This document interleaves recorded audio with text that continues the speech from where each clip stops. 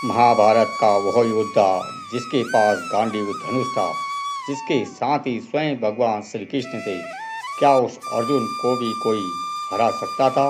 आज आप जानेंगे महाभारत के 5 ऐसे महायोद्धाओं के बारे में जो अर्जुन को युद्ध में पराजित करने की पूरी शक्ति रखते थे। उनमें से संख्या एक का नाम सुनकर तो आपके होश उड़ जाएंगे। कुरुक्षेत्र का युद्ध भूमि केवल हथियारों का खेल नहीं था, यह युद्ध था नियति, पराक्रम और दिव्य शक्तियों का। अर्जुन को संसार का सबसे श्रेष्ठ धनुधर माना जाता है। उसके पास ऐसे दिव्य अस्त्र थे जो पल भर में पूरी सेना को नष्ट कर सकते थे। लेकिन इस महाघाता में कुछ ऐसे भी पराक्रमी थे जिनके सामने आने पर अर्जुन की सांसें भी थम जाती थी। खैर, इससे पहले कि हम आगे बढ़े, जरा सोचें, क्या कोई ऐसा इंसान हो सकता है जिसे स्वयं भगवान का साथ प्राप्त हो, अर्जुन को हराने की क्षमता हो? जवाब है हाँ। नंबर 5, अश्वत्थामा। हमारी इस सूची में 5वें स्थान पर आते हैं गुरु द्रोणाचार्य के पुत्र अश्वत्थामा। अश्वत्थामा कोई साधारण योद्धा नहीं थे, वे भगवान शिव के अंश अवतार थे और उन्हें जन्म से ही अमर होने का वरदान मिला था। उनके माथे पर एक दिव्य मणि थी जो उन्हें हर तरह की बीमारी, भूख और प्यास से बचाती थी। युद्ध के मैदान में अश्वत्थामा का क्रोध किसी प्रलय से कम नहीं था। उनके पास नारायण अस्त्र और ब्रह्मास्त्र जैसे भयानक अस्त्र थे, जिसका सामना करना अर्जुन के लिए भी बहुत कठिन था। महाभारत के युद्ध के 18वें दिन के बाद जब अश्वत्थामा ने प्रतिशोध की अग्नि में जलते हुए पांडवों के शिविर में रात के अंधेरे में हमला किया, तब उनका रौद्र रूप देखने लायक था। उस समय उनके सामने जो भी आया वह जीवित नहीं बचा। यदि कुरुक्षेत्र के युद्ध में अश्वत्थामा को सही समय पर रोका ना जाता और वे अपने पूरे नियंत्रण से बाहर हो जाते, तो अर्जुन के लिए उन्हें पराजित करना असंभव हो जाता। क्योंकि आप एक ऐसे योद्धा को कैसे मार सकते हैं जिसे मौत का डर भी ना हो? क्या आप जानते हैं कि अश्वत्थामा के पास एक ऐसा अस्त्र भी था जो सीधे लक्ष्य को ढूंढकर मारता था? लेकिन आगे जो योद्धा आने वाले हैं उनकी शक्ति तो इससे भी अनोखी थी। अब बात करते हैं चौथे स्थान की। यहाँ एक ऐसा नाम आता है जिसके बारे में बहुत कम लोग जानते हैं।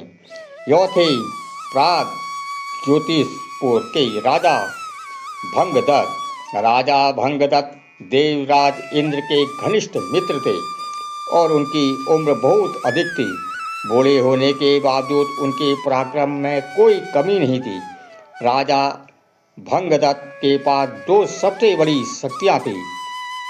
पहली उनका दिव्य हाथी, जिसका नाम था सुप्रतीक। यह कोई आम हाथी नहीं था, यह युद्ध के मैदान में पहाड़ों की तरह चलता था। वह दुश्मनों को कुचल देता था। और दूसरी सबसे बड़ी शक्ति थी वैष्णवास्त्र। कुरुक्षेत्र के युद्ध में के दौरान एक समय ऐसा आया जब राजा भंगदत्त और अर्जुन आमने सामने थे। भंगदत्त ने अपने हाथी पर सवार होकर अर्जुन पर ऐसा आक्रमण किया कि अर्जुन पीछे हटने को पर मजबूर हो गए। जब भंगदत्त ने देखा कि अर्जुन को साधारण तरीके से नहीं हराया जा सकता, तो उन्होंने अर्जुन पर सीधे वैष्णवास्त्र छोड़ दिया। यह भगवान विष्णु का अचूक अस्त्र था जिसे कोई नहीं रोक सकता था। अर्जुन के पास इस अस्त्र का कोई काट नहीं था। उस क्षण अर्जुन की मृत्यु निश्चित थी। लेकिन तभी एक अद्भुत घटना घटी। स्वयं भगवान श्री कृष्ण रथ से में खड़े हो गए और उन्होंने उस अस्त्र को अपने सीने में झेल लिया। भगवान के स्पर्श से वह भयानक अस्त्र एक सुंदर वैजयंती माला में बदल गया। सोचिए, अगर उस दिन श्री कृष्ण बीच में ना आते तो अर्जुन का क्या होता? नंबर 3 पर आते हैं गुरु द्रोणाचार्य। इस सूची में तीसरे स्थान पर स्वयं अर्जुन के गुरु द्रोणाचार्य आते हैं। द्रोणाचार्य ही अर्जुन को धनुष पकड़ना और संसार का सबसे श्रेष्ठ धनुधर बनाना सिखाया था। गुरु द्रोणाचार्य दिव्य अस्त्रों की सबसे बड़े ज्ञाता थे।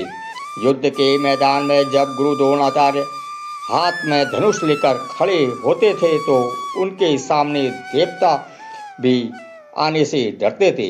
उनके पास हर एक अस्त्र का तोड़ था। जब अर्जुन अपने ही गुरु के सामने युद्ध करने आए तो उनके हाथ कांपने लगे।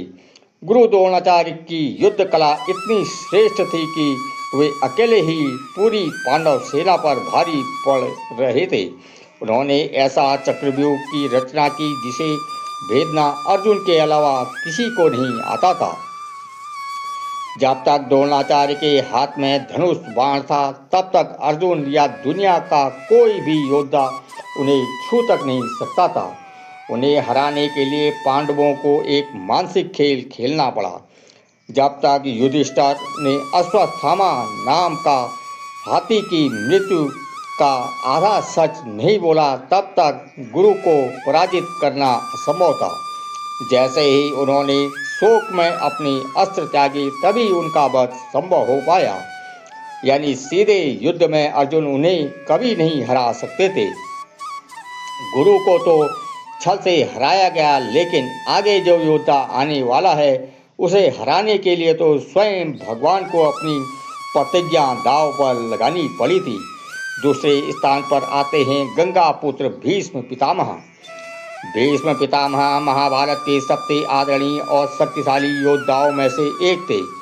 उन्हें अपने पिता से इच्छा मृत्यु का वरदान मिला था, जिसका मतलब था जब तक वे खुद ना चाहें काल भी उनके पास नहीं आ सकता था। भीष्म ने भगवान परशुराम जैसे महान गुरु से युद्ध की शिक्षा ली थी और उन्हें भी युद्ध में बराबरी की टक्कर दी थी। कुरुक्षेत्र के युद्ध के शुरुआती 9 दिनों तक भीष्म पितामह ने पांडवों सेना में हाहाकार मचा दिया था। 9वें दिन भीष्म का क्रोधाग्नि इतना बढ़ गया कि वे अर्जुन के हर बाण को हवा में काट रहे थे। अर्जुन उनके सामने पूरी तरह विवश हो चुके थे। भीष्म के बाणों से अर्जुन का रथ छलनी हो रहा था। अपने भक्त अर्जुन की जान खतरे में देखकर भगवान श्री राम का क्रोध 7वें आसमान पर पहुंच गया। उन्होंने युद्ध की शुरुआत में प्रतिज्ञा ली थी कि वे पूरे युद्ध में कभी अस्त्र नहीं उठाएंगे, लेकिन भीष्म के पराक्रम के सामने अर्जुन को मरता हुआ न देख पाने के कारण श्री कृष्ण ने अपनी प्रतिज्ञा छोड़ दी। वे रथ से घूमे और रथ का एक भारी पहिया उठाकर भीष्म की तरफ दौड़ पड़े। यह इस बात का प्रमाण है कि भीष्म पितामह अर्जुन पर पूरी तरह भारी पड़ चुके थे। अंत में भीष्म को गिराने के लिए शिखंडी को आगे करना पड़ा। अब बात करते हैं उस योद्धा की जिसका नाम सुनते ही कुरुक्षेत्र की धरती भी कांप उठती है। नंबर 1 पर है महाबली दानवीर कर्ण। कर्ण और अर्जुन की दुश्मनी महाभारत की सबसे मुख्य धुरी है। कर्ण के पास वो सब कुछ था जो एक राजा और योद्धा के पास होना चाहिए। कर्ण के पास जन्म से ही सूर्यदेव द्वारा दिए गए कवच और कुंडल थे। जब तक एक कवच कर्ण के शरीर पर था तब तक ब्रह्मांड की कोई भी शक्ति, कोई भी अस्त्र उसका बाल भी बांका नहीं कर सकता था। इसके अलावा उनके पास गुरु परशुराम का दिया हुआ विजयी धनुष था। इस धनुष की विशेषता यह थी कि इसे हाथ में पकड़ने के बाद योद्धा के चारों तरफ एक ऐसी सुरक्षा कवच बन जाता था जिसे कोई भेद नहीं सकता था। कर्ण के पास देवराज इंद्र से मिली अमोघ शक्ति भी थी। इससे उन्होंने अर्जुन को मारने के लिए भी बचा कर रखा था, लेकिन नियति का खेल देखे अर्जुन को बचाने के लिए भगवान श्री कृष्ण ने घटोत्कच कवच को अंग दिए, जिसके कर्ण को वह शक्ति घटोत्कच पर जलानी पड़ी। इसके बाद भी जब कर्ण और अर्जुन का अंतिम युद्ध हुआ तो कर्ण का पराक्रम अर्जुन से कम नहीं था। कर्ण के बाण जब अर्जुन के रथ पर लगने लगे तो अर्जुन का रथ कई गज पीछे खिसक जाता था। स्वयं श्री कृष्ण ने कर्ण के इस कौशल की प्रशंसा की थी। कर्ण को 3 बड़े श्राप मिले थे, अपनी विद्या भूलने का, रथ का पहिया जमीन में धंसने का और असहाय स्थिति में मारे जाने का। युद्ध के अंतिम दिन जब कर्ण का रथ जमीन में धंस गया और वे अपने अस्त्रों के मूल मंत्र भूल गए, तब श्री कृष्ण के कहने पर अर्जुन ने उन पर बाण चलाया। यदि कर्ण के पास उनके कवच कुंडल होते, उनके रथ का पहिया न धंसा होता और वे अपनी विद्या न भूले होते, तो उस दिन महाभारत का परिणाम कुछ और ही होता। कर्ण के पास अर्जुन को हराने का सबसे अधिक अवसर और सामर्थ्य था। तो दोस्तों, यह थे 5 योद्धा जो अर्जुन को हरा सकते थे।